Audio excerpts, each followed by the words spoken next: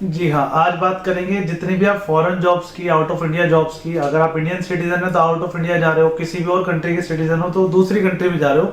जब भी आप किसी फॉरेन जॉब की बात करते हैं तो आप लुटते पिटते क्यों हैं? कहने का मतलब आपके साथ फ्रॉड क्यों हो जाता है, कोई मिसहैपनिंग क्यों हो जाती है और उससे कैसे बच सकते हैं। तो प्लस और माइनस दोनों ही बारे में बात करेंगे। पहली सच्चाई ये है कि जब भी आप किसी ट्रैवल एजेंट से या किसी फॉरेन जॉब टूर वाले बंदे से मिलते हैं जिसकी प्लेसमेंट कंपनी होती है नेशनल और इंटरनेशनल लेवल की, तो वो आपसे कुछ फीस चार्ज करता है। और फीस दो तरह की होती है। फर्स्ट एक एम्बेसी फीस होती है जिसमें एम्बेसी की एक आपको प्रॉपर रिसिप्ट मिल जाती है, लीगल फीस होती है। और एक होती है आपकी visitor to work permit fees. जितनी भी आपकी कंसल्टेशन फीस होती है ना, परमिट फीस होती है, उसी में सारा का सारा झोलझाल होता है।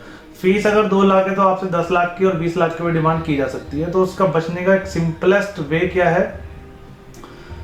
सबसे पहले जब आप फीस दो उसकी कुछ परसेंटेज ही दो। 100% अमाउंट देने की कोई रिक्वायरमेंट नहीं आती, ना आपको जरूरत होती। आप करते हो हेजिटेशन कि सामने वाला बंदा क्या सोचेगा, कैसे रिएक्ट करेगा, क्या बोलेगा। अरे आप कस्टमर हो और वो दुकानदार है। आप किसी ट्रैवल एजेंट के कस्टमर हो, अगर आप किसी जगह पे घूमने जा रहे हो। ऐसे अगर आप किसी देश में नौकरी करने जा रहे हो, जिस प्लेसमेंट कंपनी के थ्रू आप जा रहे हो, आप उसके कस्टमर हो और वो आपका डीलर है। तो एक कस्टमर को किसी दुकानदार से, किसी डीलर से बात करते हुए कभी हिचकिचाना नहीं चाहिए। तो आप बोल सकते हो उसे ओपनली। अगर आपके दिमाग में कोई भी परेशानी है, कोई भी दिक्कत आ रही है, तो आप बता सकते हो उसको कि सर मेरे को इस चीज़ का डर लग रहा है या मैं इस चीज़ से इनसिक्योर हूँ। मैटर नहीं करता आप लड़का हो या लड़की हो। दूसरा, जब भी आप उसको कुछ एडवांस दो, लेट सपोज अगर उसने 10 लाख का खर्चा बताया, आपने उसको 2 लाख रुपए एडवांस दिए, तो उस 2 लाख रुपए एडवांस देते टाइम उसके प्रॉपर लेटर हेड पे या प्रॉपर स्टाम्प पेपर पे 100 रुपए, 10 रुपए, जितना भी आप सही समझो, किसी वकील या पुलिस वाले की एडवाइस लो। उस स्टाम्प पेपर के ऊपर सारा का सारा कॉन्ट्रैक्ट मेंशन करो और उस कॉन्ट्रैक्ट में हर चीज मेंशन करो कि मेरे से टोटल अमाउंट इतनी मांगी है, मैंने इतनी जमा कर दी, टोटल इतना टाइम मांगा है, इतना टाइम मेरे को देना है, ये सारे डॉक्यूमेंट्स देने हैं, मेरी क्वालिफिकेशन एक्सपीरियंस ये है। उससे होगा क्या कि उसमें हर चीज आपने मेंशन कर दी कि मेरे पास क्वालिफिकेशन नहीं थी या क्वालिफिकेशन थी, एक्सपीरियंस नहीं था, मैंने पहले ही स्टार्टिंग में बता दिया। बाद में वो यूं नहीं कह सकता सर आपने पहले नहीं बताया था। हर चीज उस एग्रीमेंट में मेंशन करो। लीगली आपके लिए भी एक सेफ्टी है और उस प्लेसमेंट वाले के लिए भी सेफ्टी है। कैसे? आपके लिए सेफ्टी है कि जो जॉब उसने बोली वही जॉब वो लगवाएगा, जितना खर्चा उसने बोला उतना ही खर्चा वो लेगा, ज्यादा है कम नहीं ले पाएगा।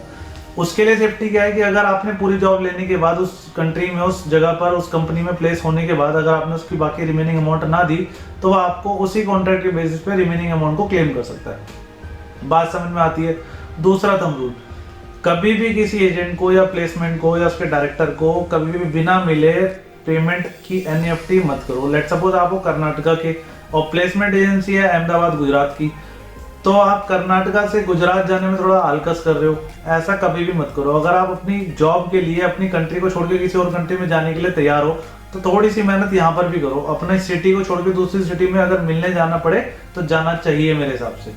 फेस टू फेस बात करो उनसे, पिछला उनकी हिस्ट्री देखो, कितने बच्चों को वो भेज चुके हैं, कौन कौन से बच्चे इन प्रोसेस हैं, उनसे उन्होंने क्या फीस लिया, उनके रिसीट देखो। उसके बाद जब आपके माइंड मेकअप हो जाए, 100% सेटिस्फेक्शन हो जाए, तो ही आगे बढ़ो। गुजरात की एक कंपनी है ऑल्ट्रोज करके, अहमदाबाद गुजरात में है, प्लेसमेंट करती है, आउट ऑफ इंडिया जॉब, बच्चों की जॉब लगवाती है। तो आप पैसे देने में कभी भी जल्दी मत करो। प्लेसमेंट कंपनी कोई भी हो, किसी भी देश की हो, किसी भी शहर की हो, बिना मिले पैसे मत दो।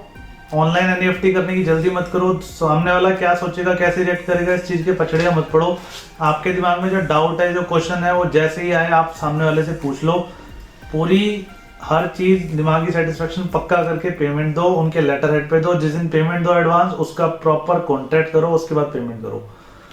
टाइमिंग, सारी की सारी शर्तें, सब कुछ उस पे पेपर पे या कॉन्ट्रैक्ट पे या एग्रीमेंट पे पहले से मेंशन करवा लो। और अगर ये सारे के सारे रूल्स को आप फॉलो करते हो तो आपके साथ किसी तरह का फ्रॉड होने के चांसेस ऑलमोस्ट निल हो जाते हैं और आपकी जो जॉब कंफर्मेशन है वो 100% सिक्योर हो जाती है।